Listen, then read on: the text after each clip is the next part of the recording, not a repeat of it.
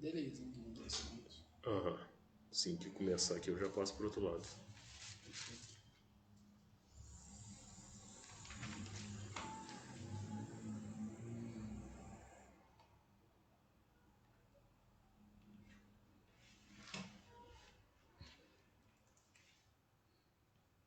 Que começou, né?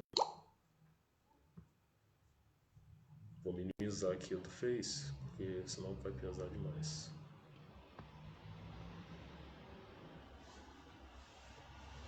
Isso vai sair aí.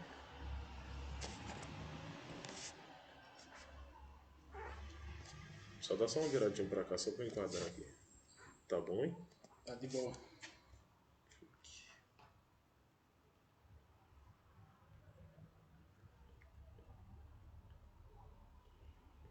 Postagem.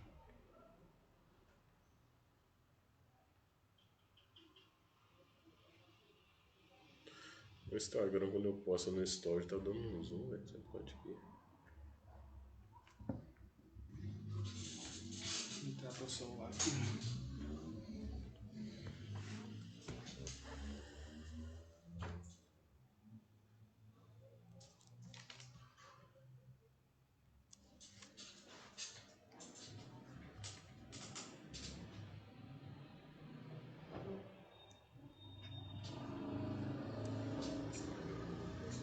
Começou.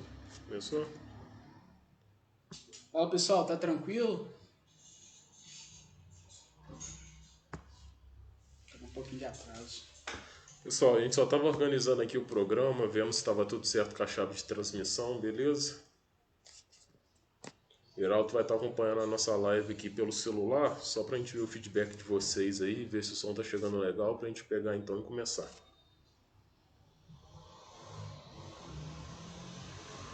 Entrar.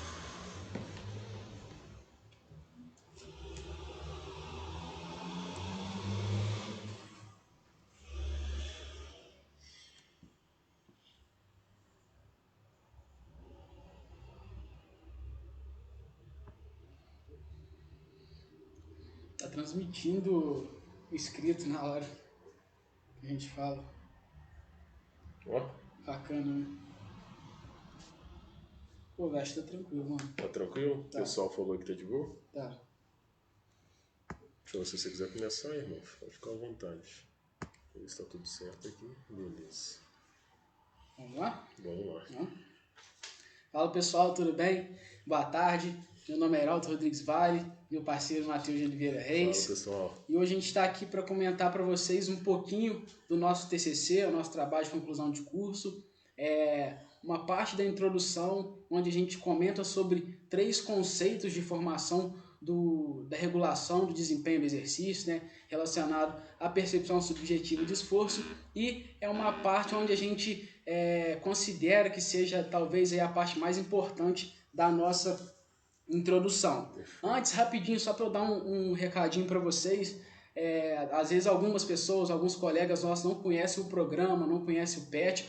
Eu vou falar brevemente como ele funciona. O PET ele é patrocinado pelo MEC, Ministério da Educação, onde ele é composto por graduandos da faculdade em que o projeto está inserido e por uma liderança, vamos dizer assim, de um tutor.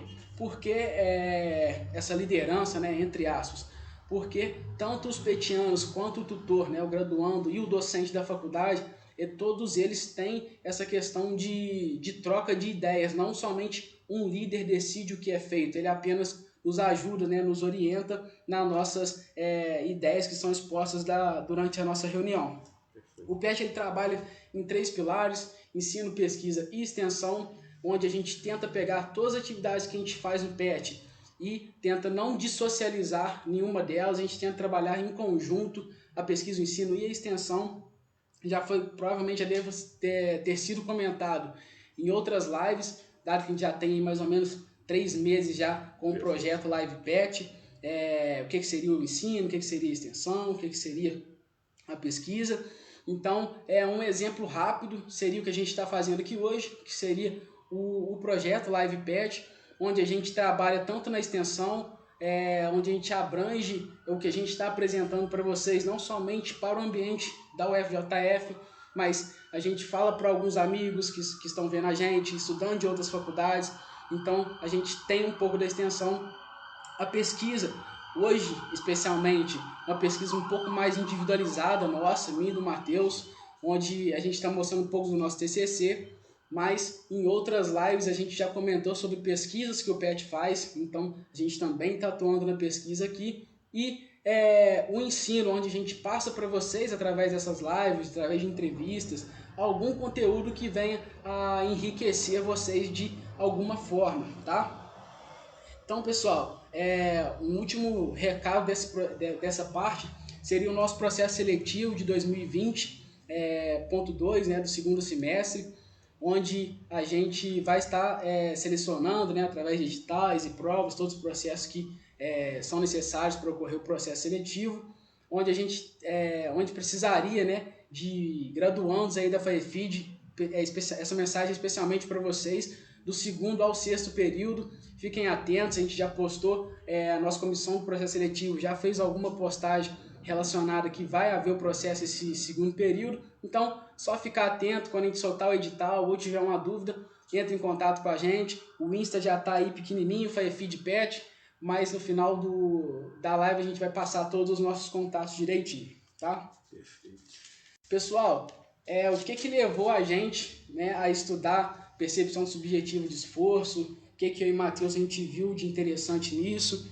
Foi basicamente lá no terceiro e quarto período, onde a gente já criou uma amizade muito grande dentro da faculdade, nossas ideias batiam muito, o que a gente esperava para o futuro batia muito, nosso jeito de estudar, então a gente decidiu fazer em dupla o nosso trabalho de conclusão. Assim, a gente entrou em contato com o professor André Calil, na disciplina de cinesiologia ainda, gostamos da maneira de dar aula, achamos que seria muito bacana a gente ter esse professor como orientador nosso. A partir disso, a gente expôs para ele a vontade de estudar algo relacionado ao treinamento, algo relacionado primeiramente ao treinamento resistido, mas acabou que a gente estudou a nossa ideia e viu que estudar um pouco mais a corrida seria mais interessante, seria de maior aplicabilidade para a gente, no que a gente espera do futuro trabalhar. Talvez eu e o Matheus aqui, né, parece até que a gente combinou, mas não.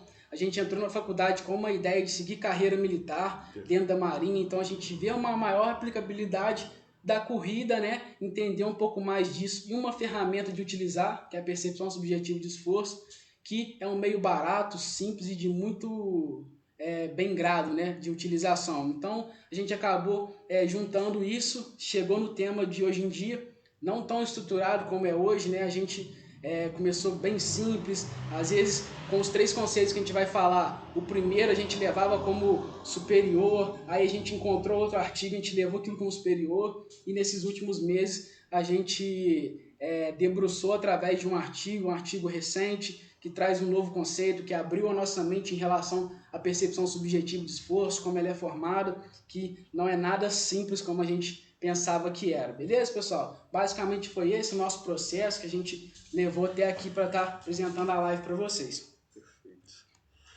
Pessoal, dando continuidade na apresentação, espero que todos vocês estejam tendo uma ótima tarde aí. Espero que a nossa live venha enriquecer também o conhecimento de vocês. Aí está presente no slide o título do nosso TCC, beleza? Autorregulação de carga, Omni para adultos caminhando correndo, na mensuração da intensidade da corrida em esteira. Como o Heraldo falou, a gente vai focar aqui um pouco mais no conceito da PSE, na formação dela e na aplicabilidade dela, beleza? É uma variável constantemente utilizada tanto no âmbito prático quanto no âmbito da pesquisa, no âmbito laboratorial, em diversas pesquisas acerca do treinamento. Eles inserem essa PSE por ser uma variável fácil de ser aplicada e muito rica, então a gente vai estar falando um pouco sobre ela, beleza? Primeira coisa que a gente vai expor aqui são 3 conceitos de formação da PE, como o Heraldo já falou pra gente. O primeiro conceito que vocês podem ver aí é o do Borg, beleza? Borg 2000 foi o primeiro conceito que a gente teve contato. E o que ele apresenta como percepção subjetiva de esforço? Ele apresenta como uma variável psicofísica, ou seja, depende tanto da esfera psicológica do indivíduo quanto da esfera fisiológica, física, ela é resultante de feedbacks aferentes integrados. O que seria isso? Eu vou explicar de acordo com a imagem ali, beleza? O corpo, o organismo gera uma série de feedbacks por causa das variáveis, do que está ocorrendo na carga interna do indivíduo, na hora do exercício físico. Envia para o sistema neural e lá é onde é integrado por meio do sistema de Gestalt que gera a percepção de esforço. É assim que Borg identifica a formação da percepção. E o que ele apresenta como PSE, o conceito? É o quão pesado e extenuante é uma atividade ou tarefa física. Ou seja, ele associa o conceito de PSE com o conceito de cansaço. Vamos para a imagem ali para vocês entenderem um pouco mais de acordo com o esquema que a gente montou. Tem um córtex motor, beleza? No sistema nervoso central. Ele envia um comando eferente para a periferia, musculatura esquelética, musculatura cardiopulmonar, beleza? Vai ocorrer alguma variação no sistema e alguma variável do sistema. Vamos colocar, por exemplo, uma corrida, aumento na concentração de lactato. Essa informação gerada, no nosso exemplo, pela formação de lactato, vai ser enviada via aferente, por meio de um feedback aferente do que está ocorrendo na periferia. Vai alcançar o sistema nervoso central no córtex sensorial, aonde vai integrar esses feedbacks, vai registrar esses feedbacks, vai memorizar e vai formar o quê? A percepção subjetiva de esforço. Então é assim que Borg apresentou o conceito dele de PSE e a formação. Porém, posteriormente, 9 anos depois, em 2009, Marcora, ela publicou um estudo que diz, que ela suscita, que diz, né, que a percepção de esforço ela é independente de feedbacks aferentes. Mas como é que ela apresenta isso? A gente tem dois conceitos de PSE anterior ao dela, né, em alta, vamos dizer assim, no âmbito científico. Foi esse de Borg, que eu li para vocês, e o nosso que a gente está utilizando, que é em relação às escalas de Omni, que na escala Omni é apresentado dessa forma. Intensidade subjetiva de esforço, tensão, desconforto e ou fadiga que se faz sentir durante o exercício. Ou seja, tanto no de Borg quanto no conceito de Omni, que foi Utter que propôs, a gente vê o cansaço e a fadiga relacionada à percepção subjetiva de esforço. Só que Marcora, ela apresenta o quê? Que esforço, percepção subjetiva de esforço, é o esforço que a gente gasta para realizar uma atividade física. Ela fala que o cansaço, a fadiga, a dor tem os seus processos neurofisiológicos definidos já, e que o esforço percebido tem o seu processo específico, que não é similar ao cansaço. Então o que a gente vê? A gente vê a mesma parte inferior do sistema de Borg, tem o córtex, tem o comando, tem a variável do sistema. Porém, na hora que o córtex motor envia esse comando eferente para a periferia, por exemplo, o córtex motor enviou um comando central para o seu quadríceps contrair quando você faz uma cadeira extensora. No mesmo momento que o córtex motor envia esse comando eferente, o que acontece? Ele também envia uma cópia de eferência para o córtex sensorial. O que seria essa cópia de eferência? A mesma natureza do comando eferente enviado para a variável do sistema, para a periferia, vai ser enviado para o córtex sensorial e nesse processo de armazenamento dessa cópia vai ser gerada a percepção de esforço. Um estudo interessante que a Marcora coloca para justificar isso são estudos que utilizam drogas que vão bloquear receptores na musculatura, ou seja, algumas fibras musculares não vão ser recrutadas. Vamos colocar nesse exemplo da cadeira extensora que recruta quadríceps femoral. Então, aquelas fibras que estão sendo recrutadas, que não foram inibidas, elas vão ter que fazer um pouco mais de esforço, vão ter que receber um comando um pouco mais intensificado para poder vencer aquela resistência. Porque agora, em vez de ter um número X de fibras, agora tem um número X dividido por 2, porque tem muito menos fibras musculares. E ela percebeu que aumentava pouquíssima concentração de substrato celular, de substrato sanguíneo, por exemplo, lactato, e aumentava exponencialmente a PSE. Então ela viu que, mesmo diminuindo o feedback aferente, aumentava a percepção de esforço. Então, a partir desse tipo de estudo, ela foi dando justificativas para a PS ser independente do feedback aferente. Então, pessoal, dando continuidade nessa parte, né, a principal nossa, que são os 3 conceitos. O primeiro que o Matheus trouxe para a gente de Borg e o primeiro de Marcora, o segundo de Marcora, de 2009, a gente chega no artigo que a gente está trabalhando tem um tempinho já, que é da Claire Gibson, de 2017. É uma revisão sistemática com mais de 90 artigos, um artigo super embasado, de difícil leitura, pelo menos foi o que eu achei, porque a gente não tem muito isso dentro da faculdade, então a gente buscou fora, então a gente buscou entender junto com o nosso orientador, então acabou que foi um pouco mais difícil, mas ao mesmo tempo foi bacana porque a gente sente aquela questão de orgulho de ter entendido um pouco o que o artigo traz, e a partir disso, né, do momento que a gente entende alguma coisa de artigo, quem está escrevendo TCC sabe disso, né, que é a parte de escrever, que é a parte que pega, que é o difícil, como a gente vai transmitir isso para a pessoa sem dar plágio, como a pessoa vai entender, então é uma parte bem complicada. Mas, vamos lá.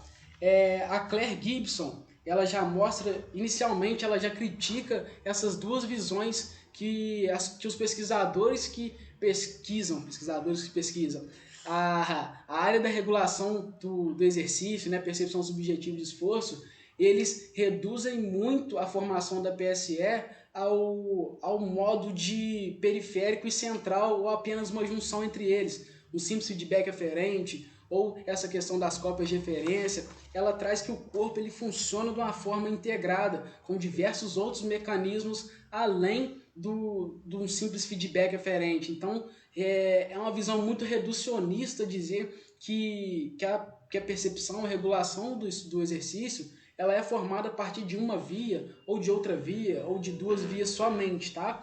Já no início do artigo também, depois que ela passa a introdução, ela mostra alguns fatores de formação da regulação do exercício de fator único, um único fator que forma, né, o regulador final disso aí.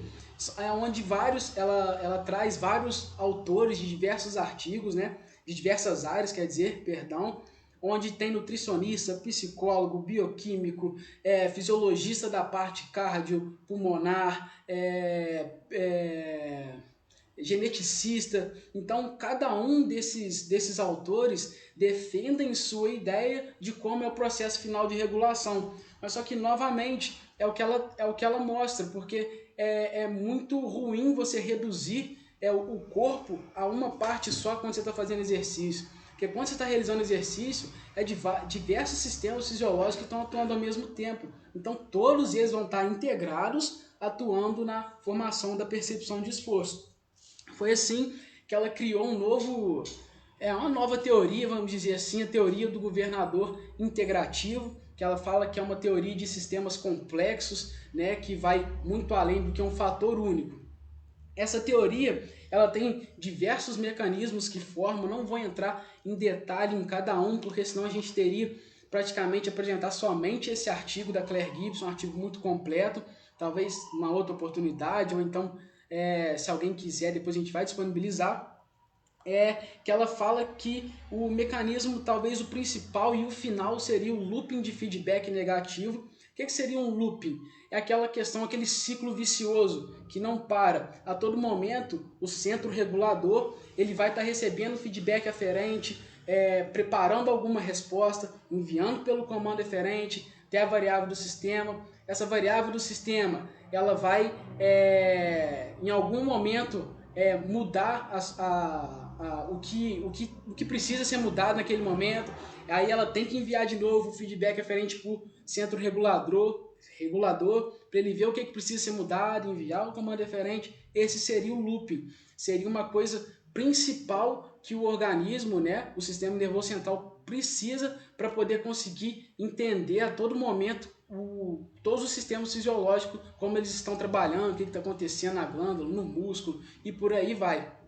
Assim, esse looping de feedback negativo, ele funciona da seguinte forma, são 3 momentos. Primeiro, a gente precisa de um aparelho sensitivo, lá na variável do sistema, lá na periferia. Esse aparelho sensitivo, ele detecta alterações, alguma perturbação que seja, detectou essa perturbação, é enviada através de um feedback aferente. Esse feedback aferente chega lá no receptor, que é o segundo momento.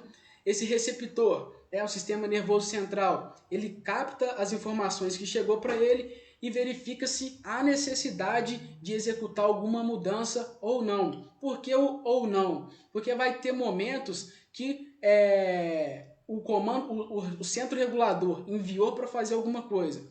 E esse loop de feedback, por ser constante, quando ele retornar com o feedback referente e ver que não houve mudança nenhuma, que não precisa ser mudado, o centro regulador ele não precisa enviar comando de referência para que seja feita alguma mudança nessa variável do sistema. Então ele tem essa decisão de tomar a decisão ou não. Aí o terceiro momento, que seria o mecanismo efetor, centro regulador lá, né? Córtex sensorial captou, vê o que precisa fazer, envia para o córtex motor como mecanismo efetor, envia através de comando eferente o que necessariamente precisa fazer. Então, galera, basicamente é isso que ela considera como formação da percepção de esforço, algo mais complexo, regulação do exercício que ela traz, né? Seria algo mais complexo, uma junção de diversos sistemas fisiológicos e não somente reduzi-lo a um ou outro, tá? Já na conclusão ela fala que precisa de mais estudos, alguém que vá mais a fundo no indivíduo, ver como é exatamente mesmo essa formação, porque por enquanto são especulações, né? Grosso modo falando de especulação, né? Logicamente que os pesquisadores vão muito a fundo para saber como esses mecanismos funcionam, mas ainda não se sabe ao certo exatamente como é formada lá no centro regulador, como que a gente entende, né, essa regulação do exercício. Perfeito, pessoal. Tendo em vista esses conceitos de percepção de esforço e esses processos de formação da percepção subjetiva de esforço, a gente entrou em contato com duas formas de se utilizar a percepção subjetiva de esforço.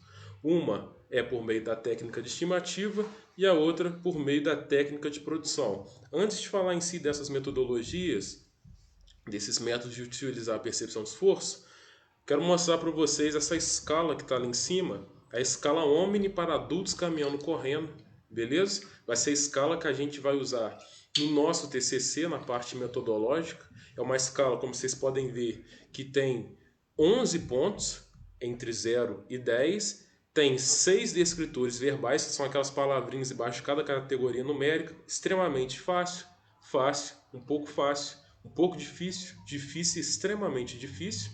Acompanhando elas, a gente tem também os descritores visuais ou âncoras visuais, que são as imagens, que são o estágio de corrida, no caso, né? Um cara correndo uma intensidade extremamente fácil, fazendo um esforço a nível extremamente fácil, um pouco difícil, extremamente difícil, beleza? Essas âncoras visuais foram colocadas por Utter para facilitar, para assimilar de uma maneira mais fácil a interpretação da sua percepção de esforço.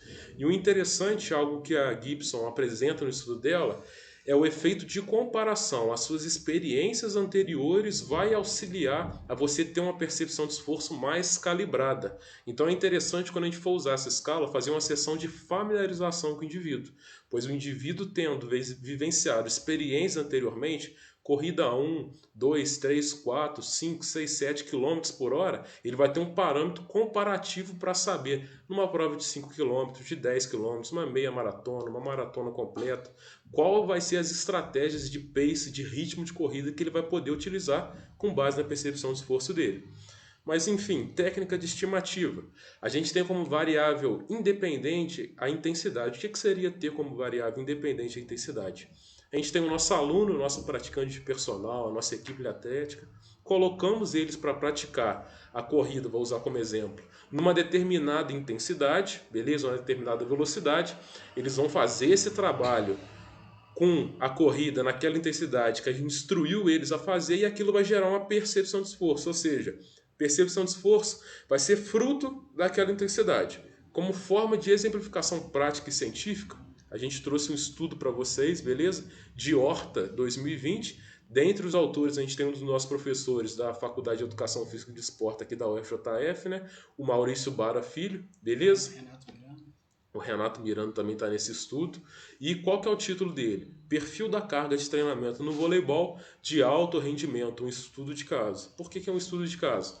Porque fizeram com 12 homens da equipe do vôlei UFJF que participou da Superliga. beleza?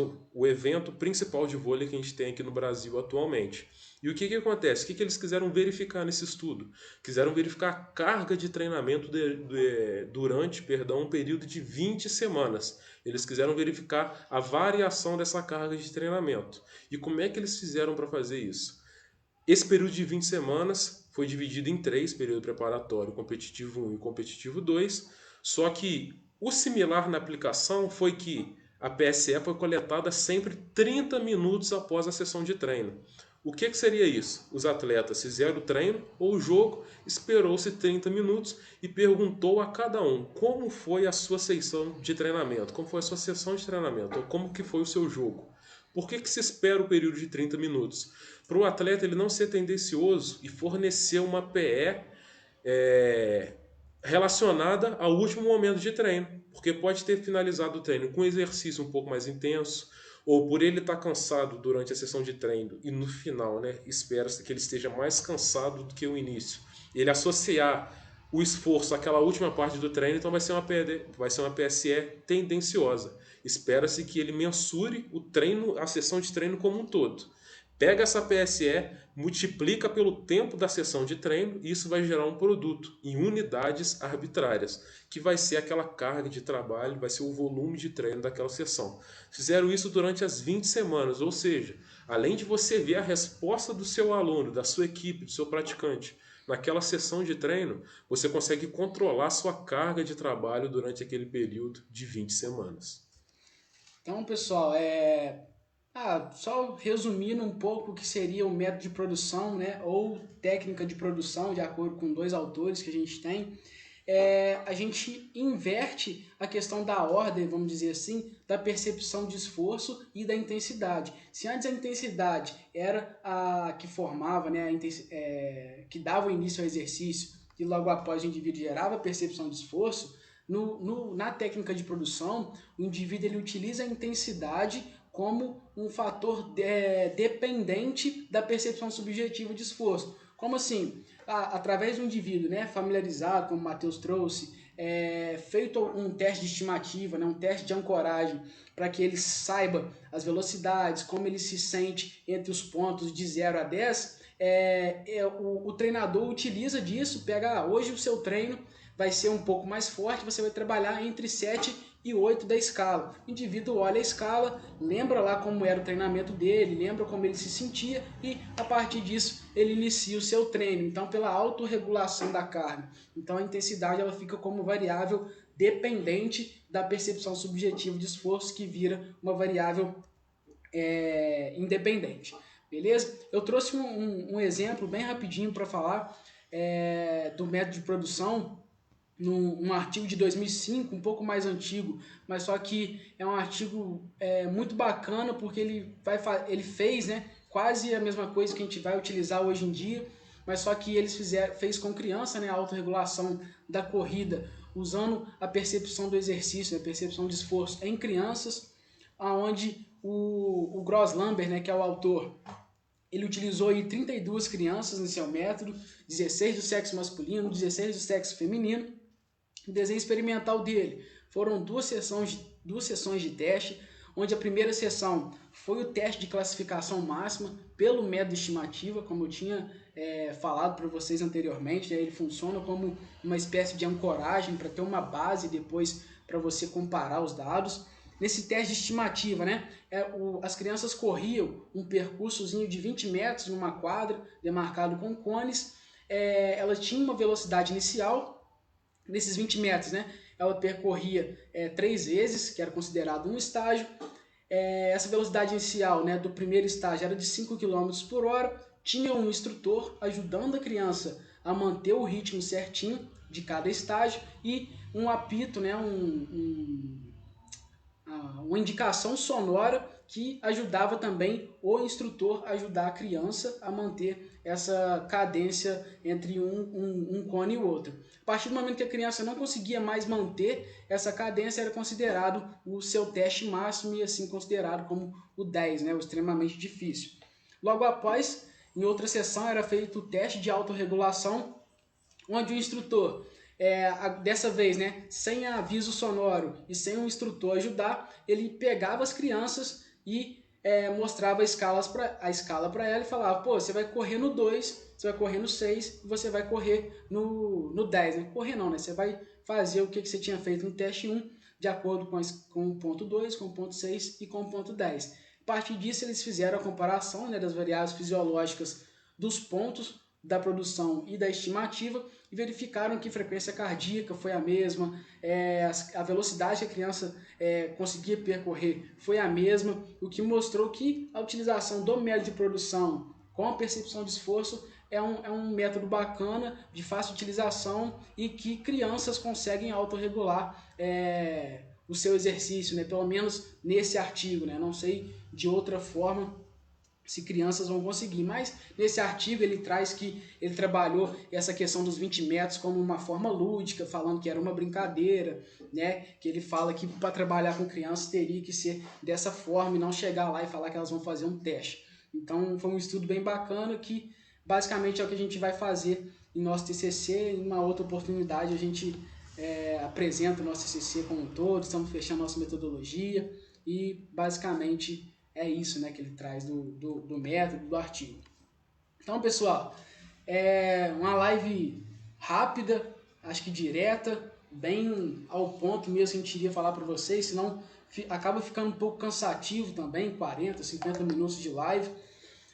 Então, a gente escolheu exatamente o que a gente queria falar e a gente queria agradecer quem ficou aí até o final, quem escutou a gente tagarelando aí, falando de percepção de esforço, quem não entendeu nada também, quem entendeu e viu que tem alguma coisa que tá aí errado ou que ficou de difícil entendimento, manda mensagem pra gente, entra em contato, nosso Instagram tá aí, Iralto Vale, Matheus Reis Coach, e em relação também ao processo seletivo, pode entrar em contato com a gente pelos dados que estão aí no slide aparecendo para vocês.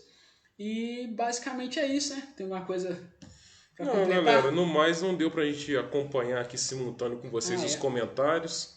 A gente vai estar, igual o Heraldo falou, se disponibilizando aqui para caso vocês queiram enviar alguma pergunta, porque como a gente não conseguiu acompanhar ao vivo os comentários por causa do programa que a gente está utilizando, e o nosso celular estava com pouca bateria, a gente focou mais aqui na transmissão para vocês. Então, qualquer dúvida, a gente está aí, beleza? Entre em contato com a gente, o PET, além dos projetos de live, a gente está podendo ajudar vocês na trajetória acadêmica da melhor forma possível. É esse o nosso intuito, né? Trazer uma aprendizagem ativa, um enriquecimento acadêmico. Então é isso, espero que vocês tenham gostado. Siga a nossa página no Instagram, siga a nossa página aqui no Facebook, porque a gente está propondo diversas atividades muito interessantes nesse período de quarentena, nesse período de pandemia, tá bom? Um abraço, pessoal. Toda segunda e quarta, geralmente, né, às 3 horas, às vezes algum palestrante ou alguma entrevista que fica um pouco fora do horário, mas estamos aí fazendo live patch toda segunda e quarta. Entra, manda para os amigos, para ver a gente falando aí qualquer coisa que seja de interesse de vocês. Beleza, pessoal? Abraço, tamo junto!